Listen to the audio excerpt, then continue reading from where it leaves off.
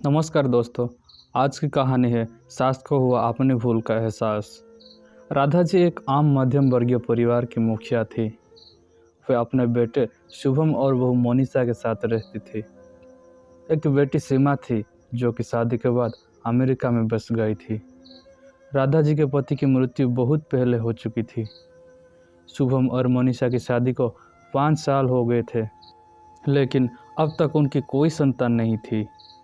राधा जी की बहू मनीषा भी जॉब करती थी, जो कि राधा जी को बिल्कुल भी नहीं सुहाता था। वह जल्द से जल्द दादी बनना चाहती थी, लेकिन मनीषा और शुभम ये अच्छी तरह से जानते थे कि अभी मनीषा का जॉब करना कितना ज़रूरी था। राधा जी अपने बेटे शुभम से इस बारे में बात करती तो शुभम किसी न किसी बहाने से बात को टाल देता था। इसलिए वो मनीषा को परेशान करने के बहाने ढूंढती रहती थी ताकि वो अपनी जॉब छोड़ दे। और अभी कोरोना काल में तो मानो उनके मन की मुराद ही पूरी हो गई थी।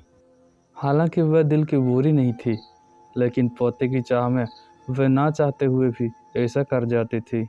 अपनी हम उम्र सहेलियों को दादी बनते देखकर उनका मन दुखी हो जाता था।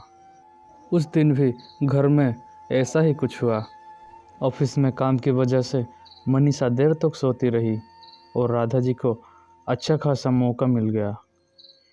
ये क्या बहू, अभी तक सो रही हो? पता है सुबह के 10 बज गए हैं।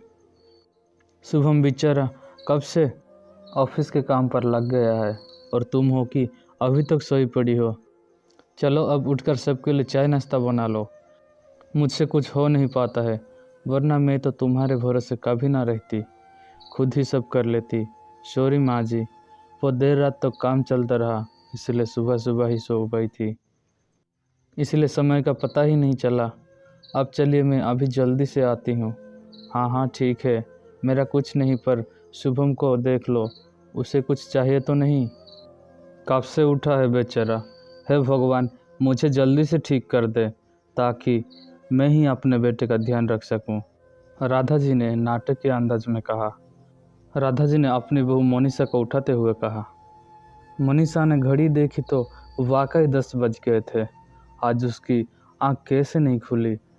वह जल्दी जल्दी अपने काम निपटा कर हॉल में आई तो शुभम अपने लैपटॉप के साथ ऑफिस के काम कर रहा था। उसने किचन में जाकर चाय नाश्ता बनाया और फिर रात के बर्तन साफ किए और झाड़ू पोछा करके नहाने चली गई। दरअसल कोरोना वायरस की बढ़ती बीमारी की वजह से शहर में पूरी तरह लॉकडाउन किया गया था, इसलिए काम वाली बाई भी नहीं आ रही थी। मनीषा खुद एक इंटरनेशनल कंपनी में काम करती थी। उसका ऑफिस टाइम निश्चित नहीं होता था, अधिकतर उसे रात में देर तक काम करना होता था। कल भी उसका काम देर तक चलता रहा, इसलिए वो देर तक सोती रही। मनीषा नहाकर आई तो देखा कि उसकी सास अपने कमरे में अपनी सहेली से फ़ोन पर बात कर रही थी। बातचीत में अपना नाम सुनकर मनीषा सास की बात को सुनने लगी। अरे शारदा, तुम भी अपनी बहू को ज़्यादा सिर पर मत बैठाओ। बहू को ज़्यादा उड़ने दोगी तो कल को अपनी नौकरी के चक्कर में वह तुम्हें ही घर की नौकरानी बनाकर छोड़ेगी। मैं तो भाई शुरू से ही मनीषा की नौकरी करने के खिलाफ थी। अब करें नौकरी शौक से, पर साथ साथ घर के काम भी करें। मैं तो बदन दर्द का बहाना बनाकर बैठ जाती हूँ, नहीं तो सारे काम का बोझ मेरे सिर पर आ गिरता।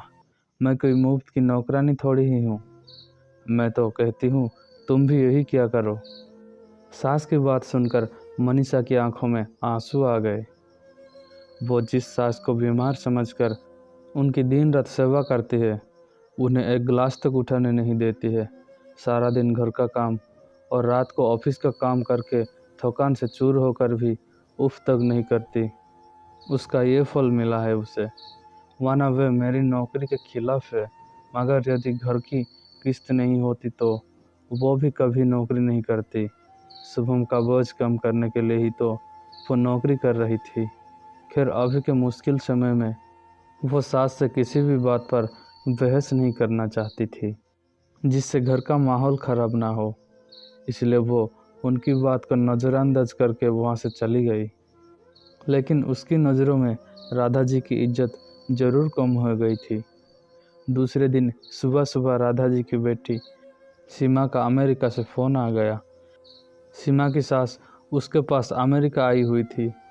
आदत के अनुसार राधा जी ने जैसे ही सीमा की सास की बुराई करनी चाहिए, वैसे ही सीमा ने उन्हें डांट दिया। माँ आप बिल्कुल भी माँ जी के बारे में अनाप शनाप नहीं बोलेगी। पता है आपके चक्कर में आकर मैंने उनके साथ कितना बुरा व्यवहार किया था, लेकिन आज मुझे उनकी कीमत पता चल गई है। तुम तो उनके यहाँ पर आने के कितने खिलाफ थी, मगर आज अगर वे यहाँ नहीं होती ना माँ, तो ना जाने हमारा क्या हाल होता। तुम्हें तो पता ही है कि मेरा नौकरी करना कितना ज़रूरी है। कोरोना ने यहाँ भी ऐसा कहर ढाया है कि घर से ही सब काम करना पड़ रहा है। किट्टू का बेबी करियर सेंटर भी बंद है। मैं और राजेश फुल टाइम बिजी रहते हैं। ऐसे में माँ जी ने अकेले ही किट्टू के साथ साथ पूरे घर का सारा काम संभाला हुआ है।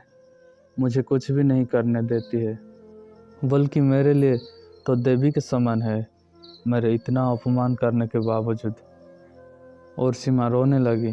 उसने फ़ोन कट कर दिया। सीमा की बात सुनकर राधा जी की भी आंखें भर आई। उन्हें अपनी भूल का एहसास हो गया था। मोनिशा तो वाकई उनका कितना ख्याल रखती है। उनकी कड़वी से कड़वी बात का भी बुरा नहीं मानती है, उल्टे जवाब भी नहीं देती है। वाकई अभी का समय तो एक दूसरे को हौसला देने का है, सारे गिले शिकवे भुलाकर एक दूसरे की मदद करने का है। तो फिर वे स्वार्थ में कैसे अंधी हो गई थी, इतना कैसे गिर गई थी कि ऐसे मुश्किल समय में अपने ही परिवार की सहायता नहीं कर सकती। उन्होंने उसी समय मोनिशा को बुलाकर उसके सिर पर प्यार से हाथ फेराते हुए कहा, मोनिशा आज से घर के कामों की आधी जिम्मेदारी मेरी रहेगी। मैंने आज तक तुम्हें जो भी कहा और किया उसके लिए सॉरी। चलो अब तुम जाकर आराम करो, खाना मैं बना लूँगी। इधर सास का बदला हुआ रूप देखकर मोनिशा की भी आंखों में खुशी के आंसू आ गए और अपनी सास के प्रति उसके मन में फिर से पहले वाला सम्मान वापस आ गया था। शायद हमारे जीवन में मुश्किल समय आता है इसलिए कि हमें एक दूसरे की अहमियत का पता चले, अपनी गलतियों का एहसास होने और आगे बढ़कर माफ़ी मांगने से वाकई इंसान छोटा नहीं बल्कि बहुत बड़ा हो जाता है, राधा जी की तरह। दोस्तों आपको आज की ये सास बहू की कहानी कैसी लगी, हमें कमेंट करके ज़रूर बताएं और हमारे चैनल को सब्सक्राइब करना ना भूलें। धन्यवाद।